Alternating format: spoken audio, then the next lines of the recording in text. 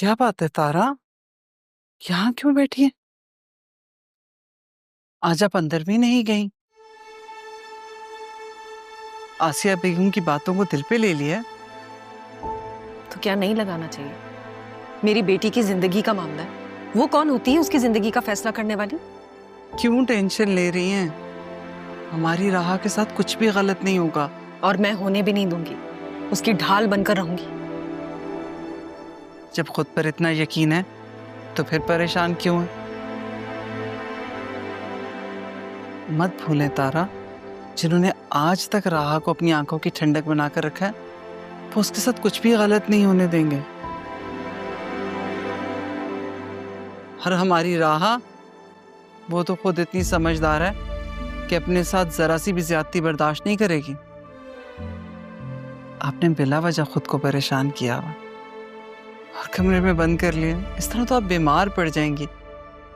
बाहर आ जाए, थोड़ी चहलकदमी करें, किसी से बात करें तो दिल बहल जाएगा आपका। किससे मिलूं? किससे बात करूं? जिससे करना चाहती हूँ उनसे कर नहीं पाती। घुटन होने लगी है अब अंदर। क्या अपनी बेटी को देख के भी ये घुटन खत्म नहीं होती? जानती है, आज सुबह उसने जाते हुए मुझे बताया कि आज का लंच उसके लिए आप बना रही हैं। हाँ, कहा तो था मैंने। जब कहा था तो फिर बना भी लें। ज़ैनब, अगर आप ना होती ना यहाँ, पता नहीं क्या होता मेरा। मुझे यहाँ लाने वाली भी तो आप ही हैं। हम एक दूसरे के लिए हमेशा जरूरत के वक्त मौजूद रहे हैं और आगे भी रहेंगे।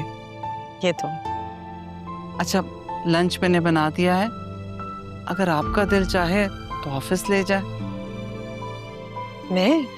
हाँ, अभी ड्राइवर जाने ही वाला है। आप तैयार हो जाएं और उसके साथ चली जाइएगा। बाकी यहाँ मैं सब संभाल लूंगी। परेशान मत हो, आ जाए बाहर जल्दी से।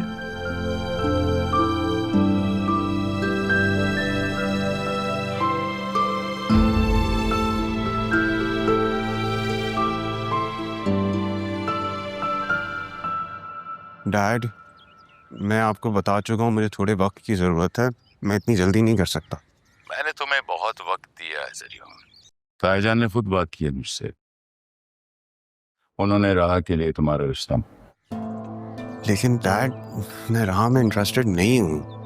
बात को समझा करो। जब ताईजान ये चाह रहे हैं तो जरूर कोई बात होगी।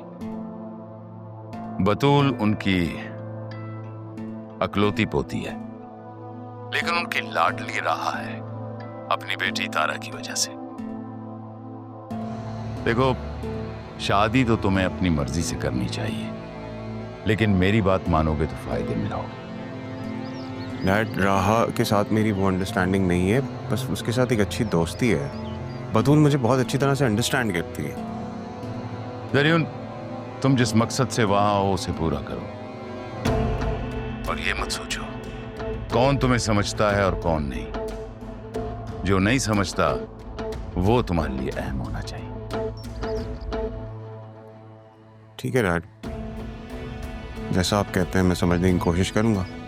और हाँ, ये बात किसी से भी डिस्कस मत करना। तायाजान पूछे तो उन्हें भी यही कहना कि तुम्हारी और मेरी कोई बात नहीं।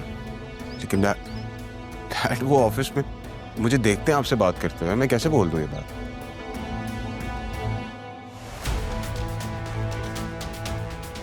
लगता है वक्त आ गया है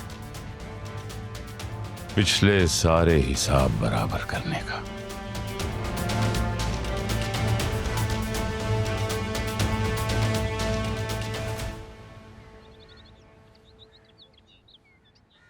सर, आपने बुलाया था? हाँ राशिद, मैंने तुम्हें बुलाया था।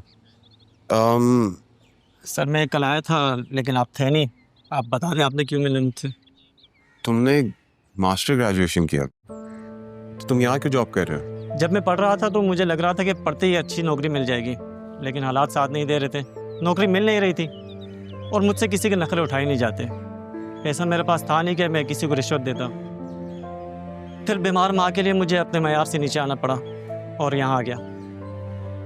ठीक है, तुम परेशान नहीं हो। तुम मेरे लिए जॉब करोगे? जी। तो तुम्हारी जी को मैं हाँ समझूं? मैं HR डिपार्टमेंट में कॉल करके कहता हूँ कि वो तुम्हें प्रमोट करें और मेरे डिपार्टमेंट में शिफ्ट करें। तुम आज से मेरे लिए काम करोगे। Thanks sir. ठीक है? ठीक। मुझे तुमसे एक और इम्पोर्टेंट बात करनी है। लगता है आज मैम सब कुछ देख ही लेंगी।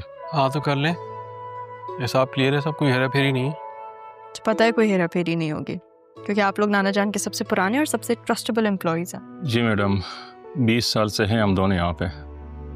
ये मैं तो तब से साथ हूँ जब गारमेंट्स का सारा काम छोड़ के उन्होंने कंस्ट्रक्शन का सेटअप लगाया था। ये नाना जान का दूसरा बिजनेस है?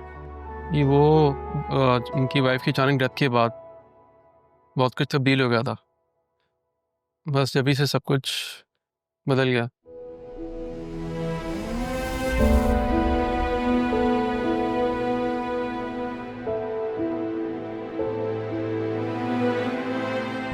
तो फिर आप लोगों ने तो मामू की शादी भी अटेंड की होगी, है ना? नहीं शादी, देखिए शादी का सारा इंतजाम तो हम ही ने किया था। साहब साहब को किसी काम को हाथ नहीं लगाने दिया हमने, क्योंकि दिल का मसला हो गया था उनको और डॉक्टर्स ने एहतियात का कहा था। तो फिर आप लोगों ने मेरी अम्मी को भी ज़रूर देखा होगा। नहीं वो तो नहीं आई थी शादी में, इवन हम ही लोग थे, फैमिली से तो कोई नहीं था। आई थिंक आपकी मदर की शादी बहुत पहले हो चुकी थी, इसलिए वो नहीं आ सकी। तब हम नहीं थे। मैम इजाज़त, तो चलते हैं। जी ठीक है।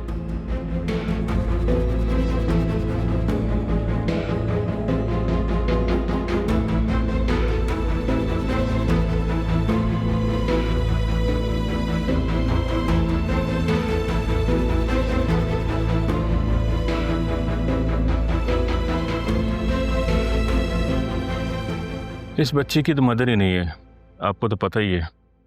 हाँ शायद मैंने भी यही सुना है। हाँ शायद अपनी माँ के बारे में जानना अच्छा लगा वैसे। मैंने तो सुना है छोटी सी थी जब से सैफ साहब ने पाला है ऐसे, माँ बाप शायद नहीं थे।